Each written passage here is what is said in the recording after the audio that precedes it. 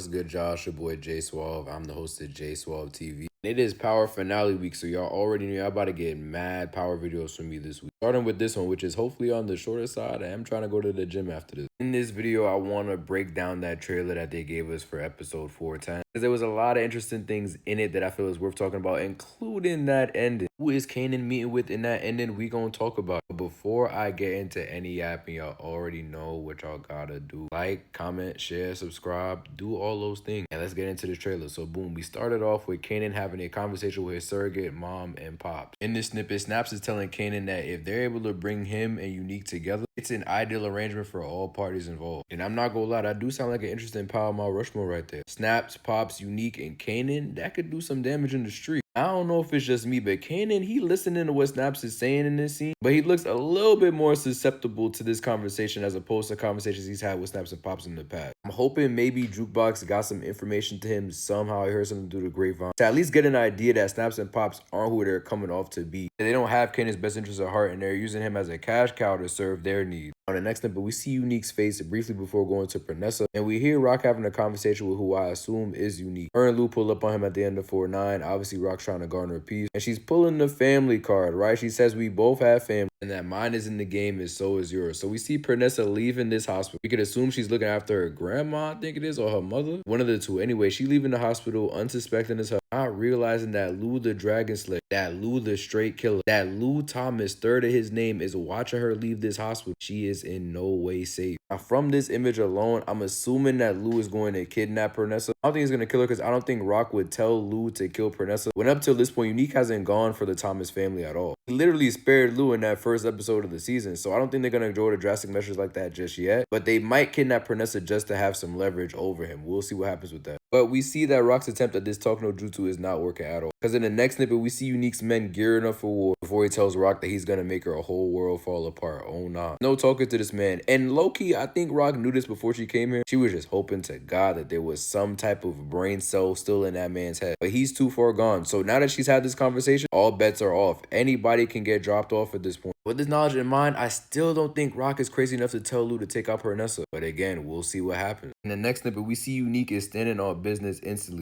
Got some of the members of his crew running up on the Golden Pavilion and lighting it up with Molotovs and whatnot. And I just feel bad for all the people that's working with Rock, bro. They did not ask for any of this. Like, yeah, they agreed to this, but they really had no choice. It's Rock they was talking to. What do they have to show for that hard work this season other than bodies after bodies after bodies? Every episode. Like, on average, you got at least one of Rock's business partners dropping off every episode this season. This shit is crazy. Now, in the next snippet, we see Unique looking at his gun, and Lord knows what going through that man's mind looking at that piece. But after that, we got Marvin posted up in front of this red V. You know, if smoke is getting dished out, Marvin is not going to be too far away. Like, look at him. He about to up the pole on somebody. I just hope that it's not a situation like this and Marvin's getting the pole up to him to this degree. Because that's like 2 or 3 pieces to 1. He's cooked in that situation. And all he got in his hand is a pistol. These niggas got rifles and shit. At this point, I'm not sure who's hitting who, but I just pray that Marvin fight his way out of this season. It's going to be some bodies getting dropped off. And realistically, I can't see everybody making it through, obviously. Hopefully he does. And hopefully Rock does too. We see Rock in the next snippet telling them they need to stand on business. Hit first, hit fast, get Unique up out of here. So that's the mantra in this episode. So I'm already anticipating things are going to be moving fast as hell in this finale. As it should. She out here fitted up too. It's wartime outside. She still got time to pick out a fit. Yeah, I already know Rock don't even be stressed like that. Like, she really is built for this shit. We go back to Marvin in the next snippet. I already told y'all he's not far from the smoke ever. About to up the pole on somebody, but look at this victim right here. Who is that? I heard people saying that could have been early Tyler. I don't know. This can't be too long before the scene that we just seen with Marvin in front of that red car, because, I mean, the red car's right here. Is this a potential last stand situation for Uncle Marvin? We gotta see. But he going out guns blazing, as expected. On this next scene, we got Rock finding himself just sitting by himself at the diner that Jukebox and Kanan be meeting up at, presumably. Let me give you some company as we walk through the snippet. Rock, you mind? We see Rock is here at the diner by herself. But the way this cup is positioned, the straw is facing the other way. So I could assume that somebody was here before Rock got here and she met up with them. Is it possible she met up with Kanan and he left pissed off or whatever the hell she said to him? Whoever it was she met up with, the conversation clearly didn't go the way she wanted it to. And only Kanan could put a look like that on Rock's face and live to see another day. While Rock is sitting at this table alone, we have a voiceover from Kanan, who's saying to his mother, I presume, that he's always protected her. We hear Kanan big and bad self talking about some, but not no more. Like, I don't know who else he could be talking to but his mom in this scene. Bro really got a couple Marvels loose talking about, I always protected you. And that's literally what Rock's been doing since season 1. I've seen the light, y'all. Look, Rock Rock's not the best parent, but we can all agree with everything damn near that she's done in this series. It's been to benefit Kanan, even if it's been things that he hasn't liked. He got all right to be mad at his mom, but one thing Rock is gonna do is look out for family. She's shown that time and time and time again in this series. And yeah, she knocked off Howard, but Howard was trying to get rid of Marvin. Anyway, Kanan looks super pissed in this scene. I don't know who he's staring down. He looked like he about to up that pole. I'm just saying. Whoever on the other end might want to watch out. We got this next snippet of Kanan look like he's crashing out. Like he's SpongeBob in that one episode where he had all the different thoughts going off at the same time. And they're trying to focus on one task and they can't get it done. He got that right now. It's too many things going on in his young mind right now. I'm assuming this is not too long after the conversation he had with Snaps and Pops in 4 and 9. I forgot what he was wearing in that episode. But if you peep in the trailer too, Kanan's changed his fit like 3 different times. So we should be eating this episode time-wise. Jokes aside, whatever Kanan's going through in this scene, he's definitely reeling with a decision that he has to make. While he's stressing, he's also voicing over the fact that he's gonna do what he should have done. What is it that you should have done? Is he talking about in season 3 when he could have took out Rock with Ronnie by his side? Y'all leave in the comments, what do y'all think Kanan is talking about in this scene and who is he talking to? I can't think of it being anybody other than Rock, but is Kanan really about to do his moms like this in the finale episode? We have a whole other season. We about to go a season without Rock? I can't believe it. I'm not jacking it. Now that's where the trailer was supposed to end. 30 seconds done passed. We supposed to wait till the next episode to see everything that unfolds. But Stars wanted to give us an additional 10 seconds of trailer time to glaze whoever the hell it is Kanan shook hands with at the end of the trailer. So in this snippet, we see Kanan, this bodyguard looking dude, some students in the back. They all looking towards the same general direction. Somebody just pulled up. Kanan is looking like he's reaching for a piece. In the next snippet, we got somebody getting out of this red car. We literally don't get that much time seeing this person get out the car, but all we can get is their shoes. Then they got some Clarks or something like that. I don't really know. Might got some blue jeans on, but from them rims alone, you could tell this person got some kind of money. Look at the reflection off of that red. That ain't no regular paint. Whoever this is gotta be getting to a bag. Now, in this next scene, we see Snaps dripped out as always. I can only assume that Pops is having a similar fit on herself. We got Kanan shaking somebody's hand. I can only assume it's the same person who got out of the car. Who is this? Whose hand is Kanan shaking in this scene? Why is the dap up so thorough? Why does Kanan fake look like he cool with this dude already off the introduction? Now, the lead up to this handshake has Snaps in the background saying that he believes that there's an opportunity for a successful joint venture. Now, I'm gonna just get out the way. I think that this person that Kanan's shaking hands with is Breeze. It has to be Breeze. Number one, there's no reason for you to keep this person off screen if it's not Breeze. If it's somebody we don't know, there's no reason to keep them off screen. These riders know that the fans have been anticipating Breeze for a long ass time. Into this season, people were believing that Unique is Breeze. So they have all right to hide this person's face, but y'all not telling me that it's not a person of note hiding their face like this. I'm almost 100% sure that this is Breeze. Like if next season's the last season, when are y'all gonna bring in Breeze? At the end of the next season? I feel like we at least need time to build a solid relationship with Kanan and Breeze themselves before we introduce Young Tommy and Young Ghost. And I feel like this is the perfect opportunity to do so with this joint venture. It sounded like whoever this is coming from a whole different part of New York potentially to work with Snaps and Pops and Kanan. Which if this is the case, Rock and them better pray that some way somehow Unique is up off the board by the end of the season. Because you gotta worry about Unique, Snaps and Pop. This unidentified character who I'm 95% sure is Breeze. The Italians in Jersey and Kanan? That might be a little too much for Rock to handle. I'm not gonna lie. That's overkill at that point. But yeah, I just wanted to give my quick thoughts on the trailer. I'm definitely very excited for 14. I'll leave y'all thoughts in the comments. Who do y'all think this person's hand is? Who do y'all feel like is going to die at the end of this season? And who is Kanan talking to towards the end of the trailer? Y'all leave all y'all thoughts in the comments. I'll be your host, Jay, so I hope you've been entertained. And we go talk soon.